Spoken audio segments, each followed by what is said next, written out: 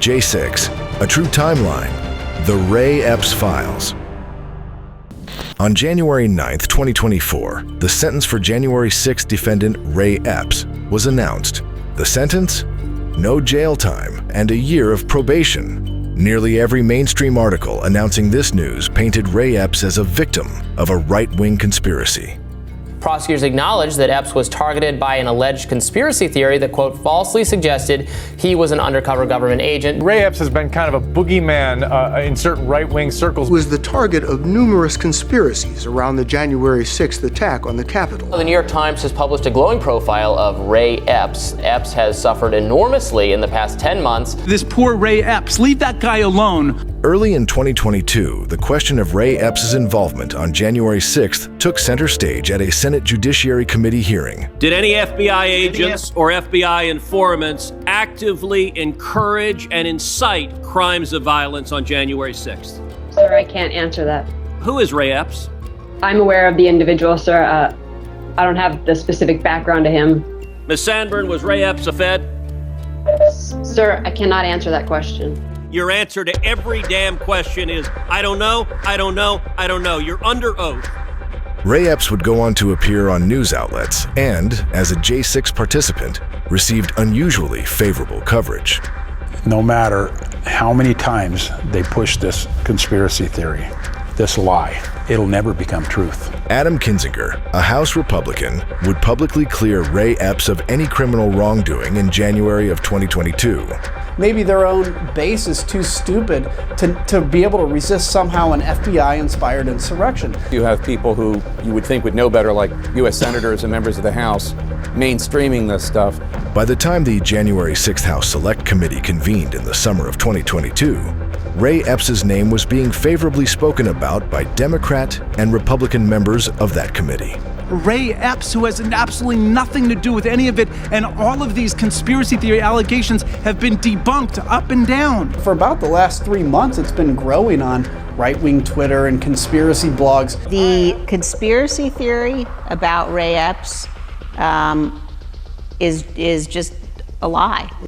Our new film, January 6th, A True Timeline, meticulously traced the movement of Ray Epps on that day. Here is an excerpt from our film that can be seen for free on X and at open.ink/J6. A man named Ray Epps was filmed on the streets, directing the crowd to the Capitol building. As soon as President Trump is finished speaking, we are going to the Capitol. It's that direction. That's where our true problems lie. President Trump is done speaking. We are going to the Capitol. That's where our problems are. We are going to the Capitol, where our problems are. It's that direction. He was filmed the night prior, urging the crowd to go inside the Capitol. I'm going to put it out there. I'm probably going to go to jail for it, okay? Tomorrow, we need to go into the Capitol. Into the Capitol. Peacefully. The crowd surrounding him instantly calls him out as a Fed. Ray Epps, who we just saw calling for demonstrators to enter the Capitol, can be seen approaching the front of the barricades and speaking to Ryan Samsel. Moments later, the barricade is pushed directly into the police line.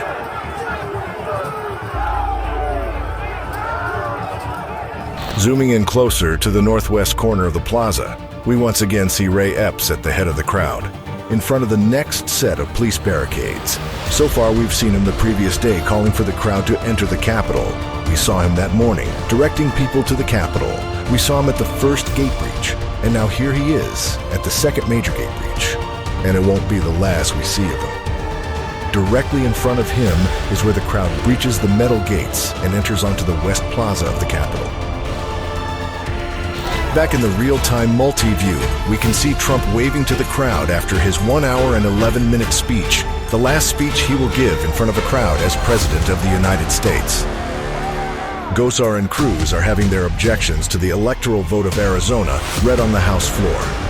Ray Epps is at the front of the police line speaking to officers. Ray Epps is once again caught from multiple cameras being at the front line of the demonstrators near police barricades. No other person has been seen at this many flashpoints, this many times. He walks freely up and down the police barricades multiple times, communicating with other demonstrators in a similar fashion to when we saw him whisper in Ryan Samsel's ear earlier, before the first breach. Around 1:40 p.m., Ray Epps is one of the members of the crowd who helps lift up a large Trump sign and push it into the line of police officers on the West Plaza of the Capitol. At 2:12, Ray Epps sends a text message to his nephew, telling him that he orchestrated the protest at the Capitol and that he helped get people there. The video evidence we have seen thus far would back up his claim. At 2:46 p.m., approximately the same time as Ashley Babbitt is shot by Capitol Police Officer Byrd, a series of smoke and signal flares are activated at various locations around the Capitol.